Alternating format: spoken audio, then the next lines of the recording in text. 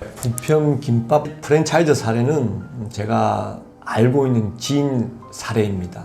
이분은 50대 초반으로 다른 점포 사업도 하고 있는 사람입니다. 그러다 보니까 나름대로 돈도 좀 벌었고, 그래서 또 새로운 업종을 좀 선택해서 돈을 좀 벌려고 도전했던 경우입니다. 이분이 오픈할 당시는 코로나 기간이다 보니까 상권이 역세권이었지만 권리금이 없었어요. 무권리죠. 그래서 코로나가 끝나면 이 권리금만큼 수익을 창출할 수 있다는 그런 기대감으로 덥석 가게를 계약을 한 거죠. 업종은 신경도 안 쓰고. 그러다 보니까 어떤 문제점이 생겼냐. 2억의 눈이 팔려서 주변의 상권이 눈에 안 들어오는 거예요. 곧 2억이 생긴다는 그런 생각 때문에.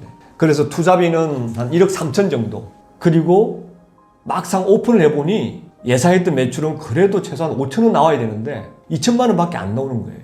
이유는 코로나 기간이다 보니까 유동인구도 작고, 두 번째, 김밥 브랜드가 이게 성장 브랜드예요.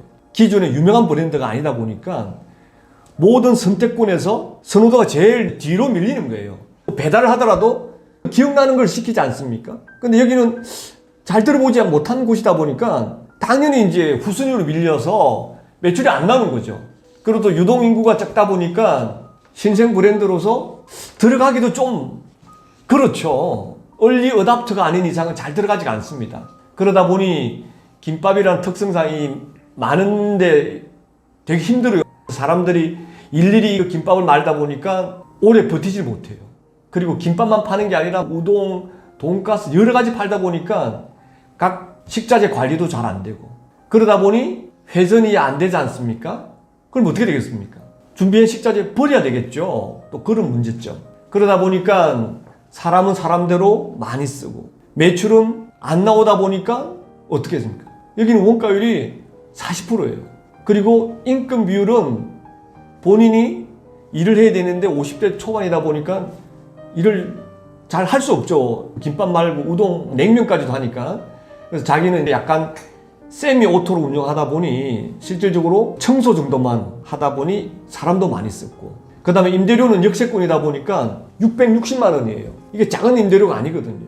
근데 문제는 매출이 낮다 보니까 임대료가 차지하는 비중이 30%가 넘습니다. 원가율 40%, 임금 비율 60% 넘죠. 임차료 30% 넘죠.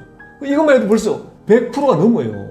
당연히 적자죠. 그런데도 불구하고 이 점포를 1년 반 정도 운영할 수 있던 이유는 이분이 다른 점포에서 수익을 창출하기 때문에 어떻게 하든지 코로나 끝나면 내가 2억을 받을 수 있다는 그 하나의 기대감 때문에 계속 운영을 했던 거예요. 근데 코로나가 생각보다 빨리 끝나지가 않다 보니까 더 이상 이분이 운영할 수가 없었던 거예요. 그래서 1년 반 하고 다행스럽게도 권리금을 5천만 원 받았어요. 그래서 총 한 1억 5천 정도 이 점포를 얻음으로써 적자를 본 거죠. 그래서 김밥 브랜드는 이분 얘기로는 가능하면은 빅 브랜드를 해라. 구매 단위가 작기 때문에 전화 주문이든 방문 고객이든 회전이 많이 돼야 된다. 회전이 많이 되려면 유명한 브랜드여야 되지 않겠어요? 생판 뜻도 못하는 브랜드 잘 안 가거든요. 그래서 어떤 브랜드든 빅 브랜드를 하라는 얘기가 이 친구 얘기입니다. 그리고 두 번째, 권리금이 없는 점포는 하지 말라는 얘기입니다. 왜? 그만큼 장사가 안 되거나 유동인구가 없구나, 뭐가 문제가 있기 때문에 권리금이 없다는 것이 이거죠. 그래서 가능하면 권리금이 있는 데로 가지, 권리금 없는 데에 가서 뭔가 잘 해서 권리금을 받고 나오겠다, 이거는 정말 장사의 도사들이나 하는 행동이지 우리 같은 일반 사람들은 어렵다는 얘기입니다. 그래서 이 친구 얘기도 권리금을 주더라도 괜찮은 상권에서 오픈해야지 권리금 없는 데서는 가능하면 하지 말라고 얘기를 했습니다.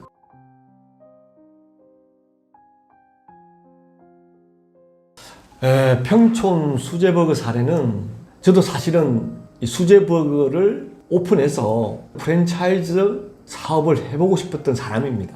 근데 코로나 기간이라서 그런 부분을 조금 이제 포기했었는데, 이 점포는 20대 중반의 젊은 여성이 수제버거집에서 한 1년간 노하우를 쌓은 다음에 자기 이름으로 가게를 창업한 케이스가 되겠습니다. 지금도 수제버거가 나름대로 트렌디하다고 하죠. 브랜드도 많이 생기지 않았습니까? 벌써 이 점포가 한 2, 3년 전이기 때문에 아마 이 여성도 잘 되면은 그런 꿈을 가지고 출발하지 않았나 싶습니다. 그래서 권리금이 없는 조그만한 가게에서 나름대로 아는 친구를 데리고 와서 오픈한 케이스인데요. 나름대로 품질이 좋았기 때문에 한 달 매출액은 한 2,900만 원 정도 유지를 했습니다. 근데 이 일반 창업자들이 신경을 써야 될 게 식자재 부분입니다. 물론 이제 마트나 수산 아니면 가락시장 가서 직접 떼고 오면 약간의 메리트가 있습니다. 근데 누구로부터 받기 시작하면 식자재의 경쟁력이 떨어져요. 이 케이스도 누구로부터 식자재를 받은 경우입니다. 본인이 직접 눈으로 보고 흥정을 해서 10원에도 싸게 샀으면 아마 원가율이 이렇게까지는 나오지 않았을 텐데 이걸 받다 보니까 원가율이 40%. 그리고 햄버거다 보니까 혼자서 할 수 없어서 아르바이트생을 써서 운영하다 보니 인건 비율도 20%가 넘었습니다. 물론 임차료는 얼마 되지 않았습니다만은 그러다 보니까 수익은 나름대로 한 200만 원대였는데 월급쟁이 생활할 때보다 적었던 거죠. 그리고 근무도 일주일 내내 하다 보니 노동의 강도도 있죠. 그 다음에 휴식이 없다 보니까 스트레스도 많이 받았겠죠. 그래서 1년 하고 접은 사례인데요. 이 점포의 가장 큰 문제점이 이 로케이션입니다. 이 점포가 입주한 건물은 주상복합 건물인데요. 약 1000세대가 넘게 살고 있습니다. 근데 이 세대분들이 이 가게를 좀 이용해 줘야 되는데 한 5% 정도밖에 이용을 안 하는 거예요. 우리가 보통 점포를 열면 매출액의 한 7, 80%는 반경 1km 이내 분들이 와서 구매를 해주는 경우가 대부분입니다. 근데 이 사례는 뭐 5%밖에 안 되는 거예요. 나머지는 근처에 있는 아파트 단지나 이런 데서 배달을 시켜 드시는 거거든요. 그러다 보니까 배달비가 너무 많이 나오는 거예요. 한 달에 500만 원 이상 배달비가 나오는 거예요. 3천 파는데 500만 원이 배달료로 나가면 어떻게 되겠습니까? 그러다 보니까 고민하다가 접은 케이스가 되겠습니다. 코로나 때 배달 매출이 많아서 매출 볼륨이 커진 점포도 있겠지만 아마 지금 그분들이 가장 후회하는 게 배달료가 올라가서 돈 번 게 없다 이렇게 얘기하는 경우가 많을 거예요. 그래서 가장 이상적인 외식 점포는 직접 와서 드시는 비율이 최소한 70% 정도 되는 게 가장 좋습니다. 그래야 다른 비용 자체가 안 나가는 거거든요. 근데 거꾸로 70% 배달이 발생하게 되면 배달 수수료가 25% 됩니다. 그러면 원가 40%죠. 인건비 작게 들죠. 뭐 혼자서나 둘이서 하면 되니까 한 10% 되겠죠. 배달비 25%. 그 다음에 임대료. 그러면 본인이 가져가는 비용, 그 수익은 5%, 10%밖에 안 돼요. 그래서 배달이 잘 된다고 해서 결코 좋아하시면 안 됩니다. 그래서 이분도 그런 측면에서 후회를 하고 1년 하고 접은 케이스가 되겠습니다.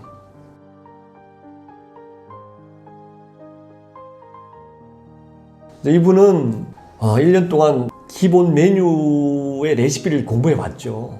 근데 개인이 하는 경우에 있어서 가장 문제가 뭐냐면 메뉴 개발입니다. 자, 기업은 조직이 있어서 트렌드에 맞게 메뉴 개발을 하면서 앞서가지만 개인 창업 경우에는 본인이 시간을 내서 메뉴도 개발하고 시장 조사도 해야 돼요. 그게 쉽지가 않거든요. 그리고 점포 운영 노하우에 대해서 이분이 조금 등한시했던 것 같아요. 예를 든다면 선입선출, 그 다음에 주문했을 때 필요한 양만 주문해야 되는데 이게 신경 쓰인다고 한 번에 많은 양을 주문하게 되면 당연히 식자재 품질이 나빠져요. 그리고 정확하게 레시피대로 해야 되는데 대부분이 레시피보다 많이 줘요. 그렇게 되면 원가가 올라가죠. 그래서 레시피를 수시로 체크하고 연습을 해야 되는데 그런 부분도 등한시했다는 것. 그런 게 아마 이번 케이스로 저희가 배워야 될 점이 아니냐. 그래서 일반 분들이 점포 사업을 하려면 점포 운영 노하우를 반드시 배워야 됩니다. 그걸 배운 다음에 독자적으로 창업을 해야지, 그렇지 않으면 여기서 새는 로스가 많게는 5% 이상이 됩니다. 그 부분은 반드시 체크를 해줬으면 좋겠습니다.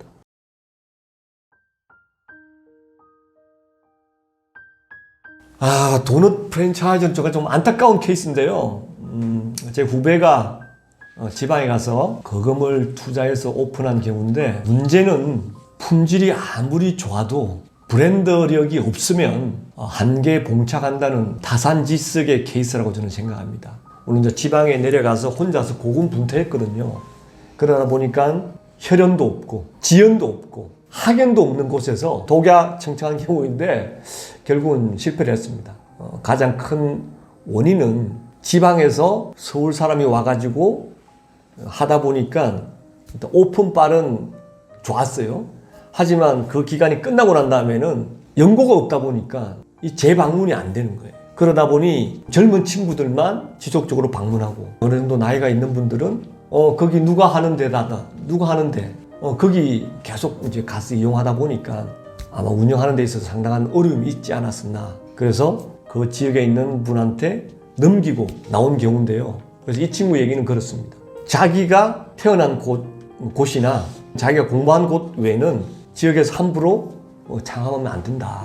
이유는 지역성이 있기 때문에 상당히 힘들다 얘기를 해준 경우입니다. 그래서 저도 이 사례를 통해서 얘기하고 싶은 것은 가능하면 서울 사람들은 서울에서 해야지 지방에 가면 안 된다. 그리고 지방 사람은 그 지방에서 승부를 띄워야지 서울에 와서 하면 도와주는 사람도 없기 때문에 쉽지가 않다. 이런 얘기를 해드리고 싶습니다. 큰 평수다 보니까 투자비는 한 3억 정도 들어갔습니다. 그리고 예상했던 매출은 4, 5천이었는데 한 2천만 원대 정도.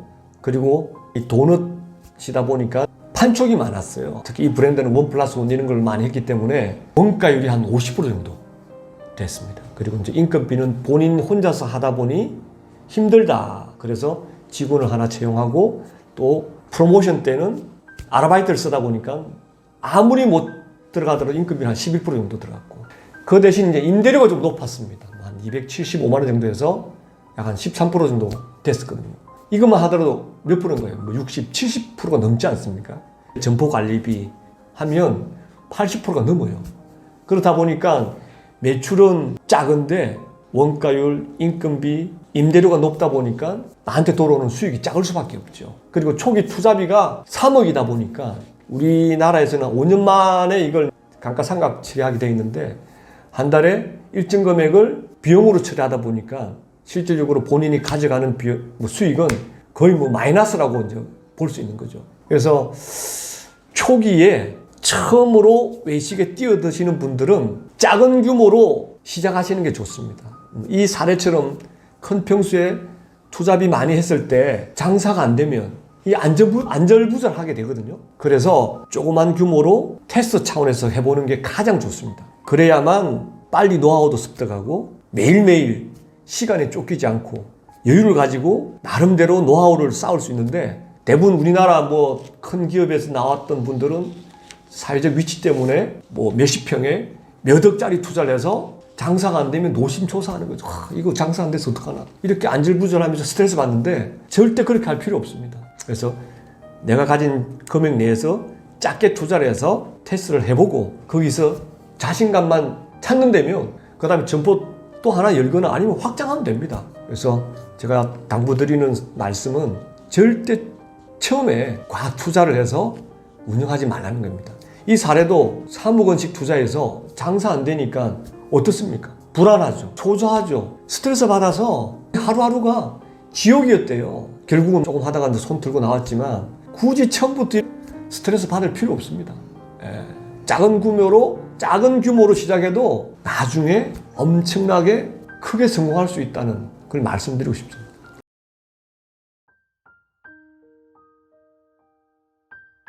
떡볶이 프랜차이즈는 저랑 같이 일했던 후배가 갑자기 또 누구한테 꼬였는지 회사를 그만두고 아파트 단지 입구에 약 한 8천만 원 투자를 해서 오픈한 경우입니다. 여기도 문제가 빅브랜드가 아니라는 거예요. 두 번째 문제는 이 아파트가 아무리 대단지더라도 출입구가 한 군데 있으면 그나마 유동인구가 많은데 몇 군데로 나눠지면 주민들이 분산이 돼요. 근데 이 친구가 그걸 또 간과한 거예요. 그러다 보니까 매출이 한 3천만 원 찍어줘야 되는데 열심히 해도 1,800만 이상 넘어가지 않는 거예요. 아까 제가 말씀드렸다시피 가맹 프랜차이즈는 원가율이 40에서 45% 이상이라고 말씀드렸죠.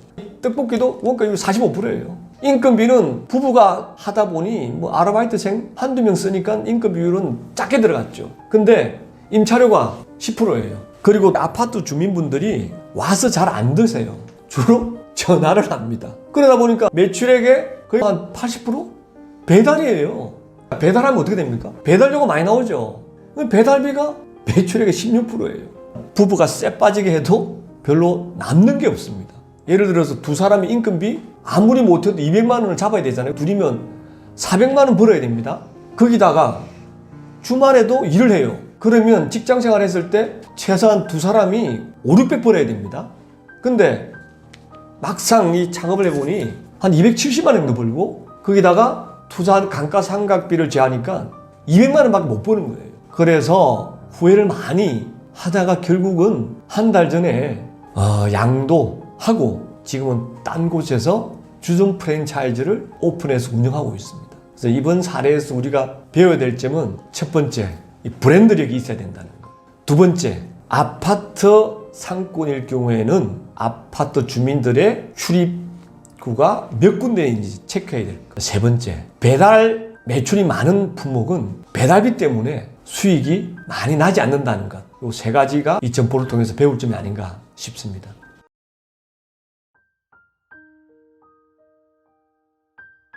서울 커피 전문점은 또 제 지인분이 오픈한 경우입니다. 제 남편이 이제 직장 다니고 와이프분이 이제 과거에 이제 커피 전문점을 한 경험이 있었기 때문에 아마 강남 쪽에 다시 한 번 더 소일거리라도 해보고 싶다고 해서 아마 창업을 한 경우가 되겠습니다.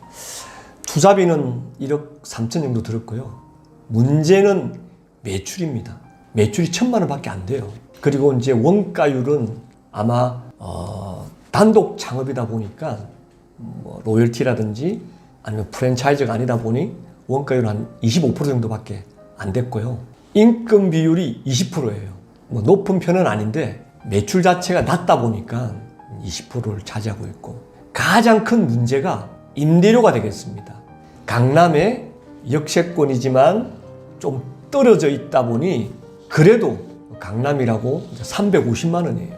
그러다 보니까 매출액의 35%가 이제 임대료로 나갑니다. 그러니까 어떻게 수익이 나겠습니까? 잘 안 나겠죠. 거기다가 더 문제가 뭐냐면 점주분이 점포와 좀 떨어져서 주거지 생활을 하다 보니 출퇴근하는 데 시간이 많이 걸려요. 옛날 제가 이제 TGI 프라이데이스 있을 때는 직원들을 점포 가까이에 있는 사람들 위주로 배치를 해요. 왜냐하면 일찍 와서 준비를 해야 되고 또 마무리하고 늦게 퇴근하기 때문에 점포와 가까이 있지 않으면 조금이라도 문제가 생기기 때문에 그렇거든요.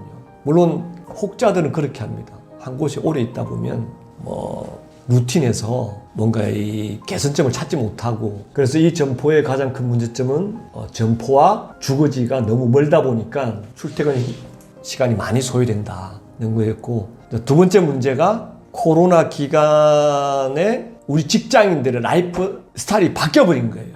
저녁에 일찍 집으로 다 들어가고, 그리고 주말에는 출근을 안 하죠. 그러다 보니까 강남 역세권에 약간 좀 사이드 같은 경우는 유동인구 자체가 없는 거예요.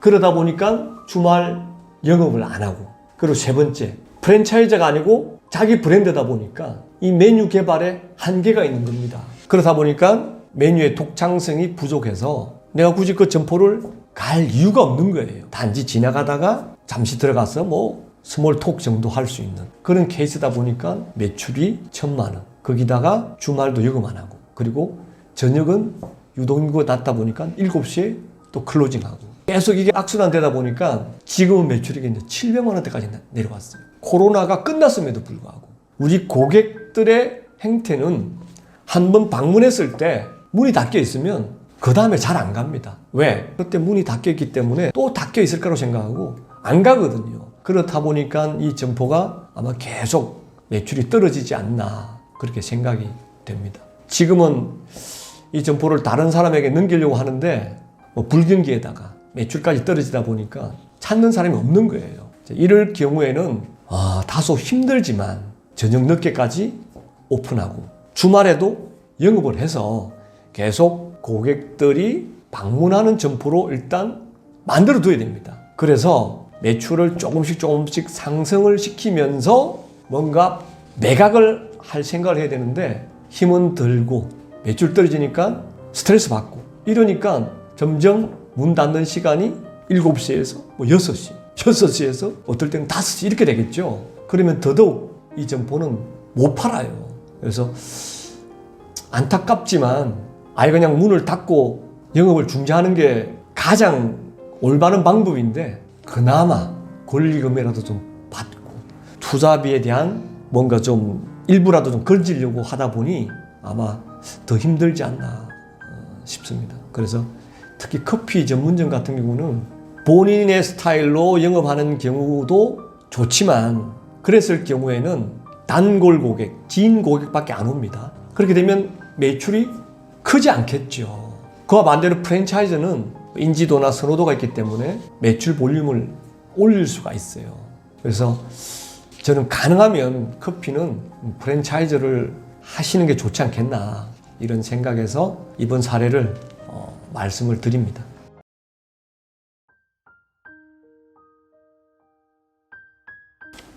창원의 파스타 전문점도 본인이 어느 정도 이제 조리도 잘 하고 그 다음에 그 조리한 요리가 맛있다고 이제 얘기를 듣다 보니까 코로나 전에 창업한 경우가 되겠습니다. 주부로서 집에 있기보다는 그래도 소일거리라도 하자고 생각하고 남편에게 얘기해서 한 경우가 되겠습니다. 투자비는 4억원이 넘습니다. 그 중에서 가장 큰 금액이 권리금이죠. 권리금이 2억이라는 얘기는 되게 번화가가 아니냐 그렇게 보시면 되겠습니다. 근데 문제는 이제 코로나 터지기 전에는 어느 정도 수익도 좋고 매출이 있었습니다만 코로나가 터지면서 매출액이 절반으로 줄어든 경우가 되겠습니다. 그러다 보니까 임대료를 커버할 수 있는 매출 규모가 안 나오니 수익도 당연히 작을 수밖에 없죠. 그리고 이 파스타는 일단 근본적으로 식자재가 수입을 해야 되는 걸 써야 됩니다. 면 자체가 우리나라 면으로는 잘 안 돼요. 그래서 주로 이제 이태리 수입 식자재를 써서 면을 만들고 거기에 대한 이제 뭐 소스나 이런 걸 쓰다 보니까 여기도 원가율이 막 개인이지만 40%가 된다는 거거든요. 그래서 제가 보기에는 이 원가율이 좀 문제가 있다고 생각을 해요. 그리고 이제 두 번째는 이제 임대료가 460만 원입니다. 너무 높지 않습니까? 매출 3,500만 원이네 임대료 비율이 13%입니다. 엄청 높은 거거든요. 그러다 보니까 이 점포는 어떻게 하든지 매출을 올려서 이제 수익을 이제 극대화해야 되는데 코로나가 끝나야만 아마 수익을 좀 창출하지 않을까 하는 생각이 듭니다. 그러기 이전에 제가 이제 이 점포를 좀 체크해 보니까 메뉴 수가 너무 많아요. 고객의 니즈를 충족시키기 위해서는 메뉴 종류가 많아야 되겠죠. 하지만 그 메뉴들의 매출 구성비를 좀 따져봐야 됩니다. 우리가 이제 흔히 이제 ABC 분석이라고 그러는데 그래서 메뉴 수에 비해서 매출액이 적고 자 그러면 매출 규모로 메뉴 수를 나눠봤을 때 뒤에서 20-30% 정도 하는 메뉴는 가감히 삭제를 해야 됩니다. 왜? 그 메뉴 때문에 고객이 온다고 볼 수가 없거든요. 그러면 기존에 잘 팔리는 메뉴를 어떻게 더 맛있게 어떻게 더 보기 좋게 만드는 부분에 대해 고민을 해 주셔야 되는데 장사가 안 되고 온다고 해서 계속 신제품을 만들면 어떻게 되겠습니까? 식자재 종류 많아지죠. 자 그러면 우리가 프랩에서 그만큼 준비를 많이 해야 돼요. 준비를 하는데 손님이 작게 오면 어떻게 되겠습니까? 버려야 되겠죠. 그러니까 제가 이 40% 중에서 아마 버리는 부분도 많을 것 같아요. 그리고 규모의 경제 아니면 또 집중하면 100원짜리 식자재를 95원에도 살 수 있잖아요. 그런 측면에서 이 점포는 집권하게 되면 원가율 최소한 제가 보기에는 2-3%는 세이브 시킬 수가 있어요. 그리고 또 제가 또 보니까 주방 직원분들이 많아요. 물론 뭐 셰프라고 보기에는 그렇지만 좀 조리를 좀 하시는 분들도 계시고 그렇지 않은 분들도 계시는 것 같더라고요. 그래서 여기 같은 경우는 트레이닝을 시켜서 몇 가지 아이템을 좀 더 잘하게 만드는 그래서 인건비를 충분히 낮출 수가 있다고 제가 생각이 됐습니다. 그래서 제가 사실은 이제 그런 얘기를 했더니만 미리 시간이 남아 도는 경우에 이제 이 조리 연습을 해서 뭔가 좀 생산성을 높이고 그 다음에 굳이 사람을 안 불러도 되는 경우에는 사람을 줄여서 인건비도 좀 세이브 했더라고요. 그래서 아마 이 점포는 지금 한 5천 정도 판답니다. 그리고 아이템도 좀 줄였고 그다음 인건비도 줄여서 지금 수익이 한 5, 600 정도 난다고 제가 최근 들었습니다. 그래서 우리가 흔히 범하는 실수 중에 하나가 메뉴가 많으면 그만큼 고객이 많이 올 거라고 생각하는데 절대 아닙니다. 제대로 된 메뉴라도 정말 베스트로 만들고 데코레이션을 잘해서 먹음직스럽게 한다면 거기서 승부수를 건다면 충분히 성산이 있습니다. 그렇게 되면 식자재도 선입선출로 인해서 품질이 좋아질 것이고 직원도 몇 가지 아이템만 집중적으로 만들다 보니까 생산성도 올라갈 것이고 그렇다고 해서 버리는 식자재 당연히 없어지죠. 그리고 새로운 아이템을 한두 가지 정도 추가한다면은 고객들에게 프레시함을 줌으로써 재방문도 늘릴 수가 있는데 대부분 그렇게 하지 않습니다. 종류수만 되게 많이 만들어 놓고 맛은 10가지 다 비슷하면 고객이 오겠습니까? 그래서 그런 부분을 한번 고민해 봤으면 좋겠다고 생각해서 이 사례를 제가 들었습니다.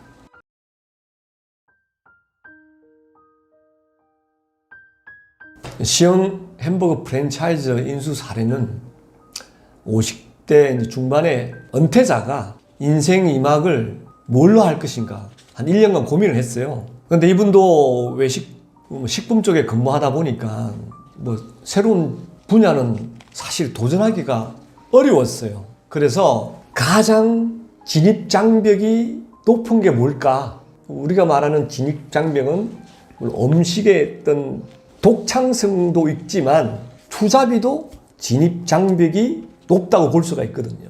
햄버거 같은 경우는 투자비가 4, 5억 정도 돼요. 자, 그러면 아무나 햄버거 가게를 할 수 없겠죠. 그래서 이분은 진입장벽이 높은 햄버거를 인생 2막으로 아이템을 잡고 그 다음 내가 이 고객들에게 어떻게 하면 친근하게 보일 수 있는가. 그래서 자기 자신을 이제 체크해 보니까 흰머리라든지 얼굴에 이런 문제점 이런 거를 젊게 좀 보이려고 이제 노력을 한 거죠. 그리고 아무래도 이제 이 직원들이 젊다 보니까 이 소통이 3, 40년 차이 나니까 잘 안 되겠죠. 그래서 아들에게 좀 동의를 구해서 같이 좀 이렇게 하는 걸로 해서 이제 창업을 하게 된 경우입니다. 원가율은 프랜차이즈이기 때문에 한 44% 정도. 인건비는 매출 규모가 있다 보니까 한 20% 정도는 기본적인 거예요. 여기서 또 하나 이제 좋았던 건 임대료가 660만 원이지만 매출이 1억 이상 되다 보니 6%밖에 안 되는 거예요. 만약에 이게 매출이 5천만 원이었으면 어떻게 되겠습니까? 임대료가 엄청 부담스럽겠죠. 그래서 매출이 중요하다는 걸 여기서 이제 또 한번 느끼는 거고요. 이제 배달이 어느 정도 있다 보니까 배달비가 한 12% 정도 차지하고 있습니다. 그리고 이제 점포 관리비. 그래서 나름대로 약 한 달 수익이 한 900만 원 정도 나는 경우였습니다. 그렇게 되면 매출액의 한 9% 정도밖에 안 되겠지만 그래도 금액으로 따지면 800만 원 정도 나니까 적은 수익은 아니라고 볼 수 있죠. 그래서 이 햄버거 인수 창업은 나름대로 성공한 케이스가 아니냐 그렇게 생각합니다. 근데 최근에 이제 제가 알아보니까 프리미엄을 받고 또 이 점포를 또 양도했더라고요. 본인은 또 다른 또 비즈니스를 또 하겠다고. 그래서 아마 새로 받은 분도 잘 된 케이스가 아닌가 이렇게 생각을 합니다.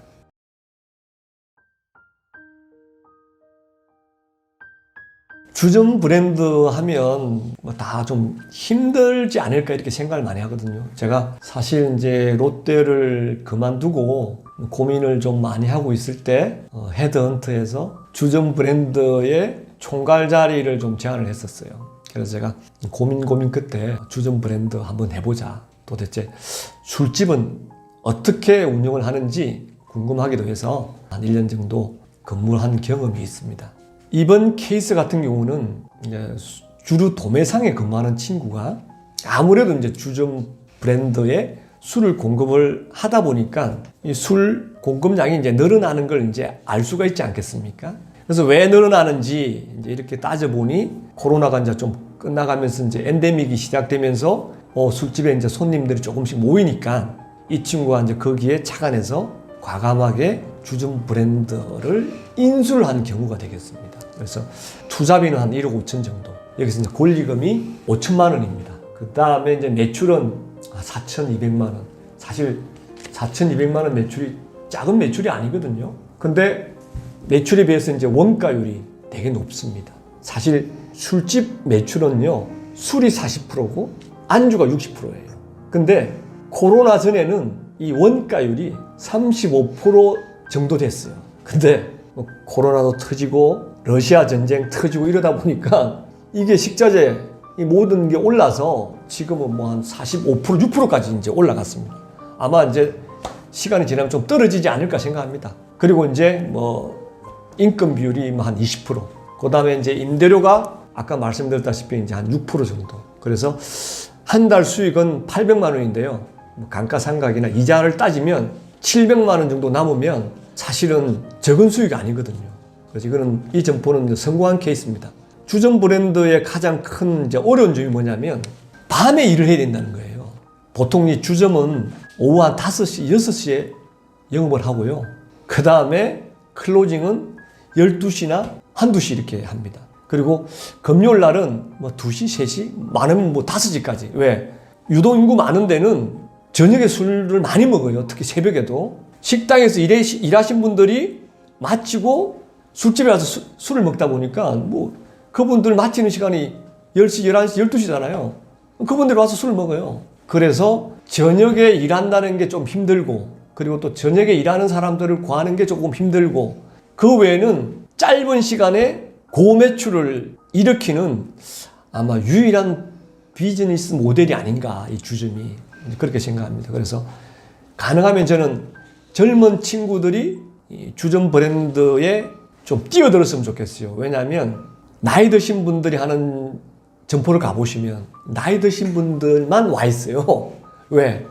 젊은 친구들은 나이 드신 분들이 서빙하는 걸 일단 부담스럽게 생각하고, 그리고 약간 좀 느낌이 좀 있나 봐요. 그래서 잘 안 갑니다.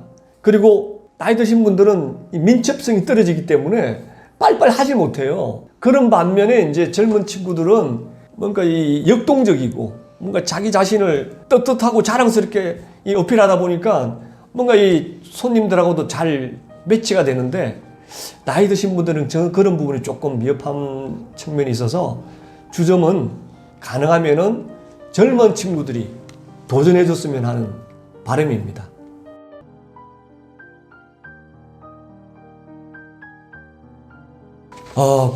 구로동의 커피 프랜차이즈 사례는 다점포를 운영하는 사람이 요즘 트렌드 브랜드를 인수 창업한 경우입니다.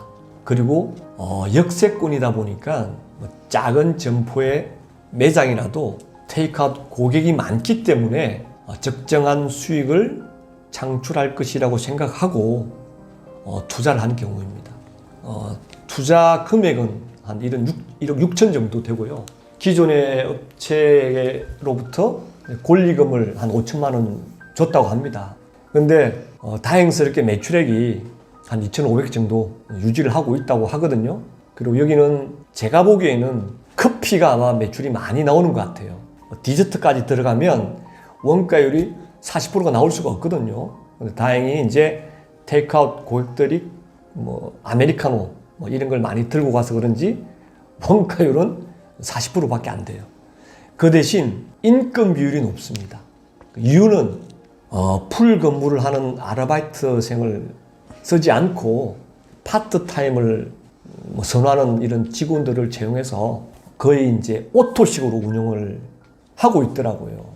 이 얘기는 뭐냐면 본인이 직접 생계형으로 뛰는 게 아니라 어느 정도 믿을 만한 관리자를 두고 이 점포를 운영을 하는 경우를 우리가 오토라고 얘기합니다. 그러면 점주는 무슨 일을 하느냐?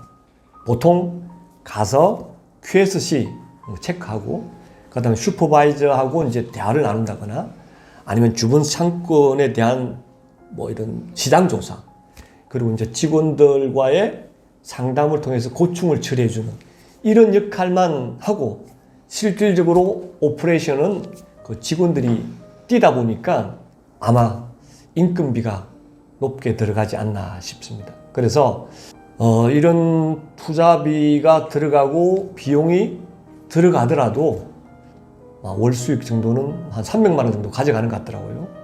그만큼 매출액이 받쳐주기 때문에 아닌가 싶습니다. 그래서 우리가 처음에 창업을 하시는 분들은 이 정도 사이즈로 일단 충분한 점포 노하우를 쌓은 다음에 이게 어느 정도 내 몸에 맞으면 제2점포, 제3의 점포를 오픈해서 이런 스타일로 운영하면 충분히 많은 수익을 창출할 수가 있습니다. 그래서 제가 항상 말씀드리지만 처음에 너무 크게 투자하지 마라 하는 이유가 이 점포를 보고 제가 드리는 말씀이거든요. 좋은 사례가 되었으면 좋겠습니다.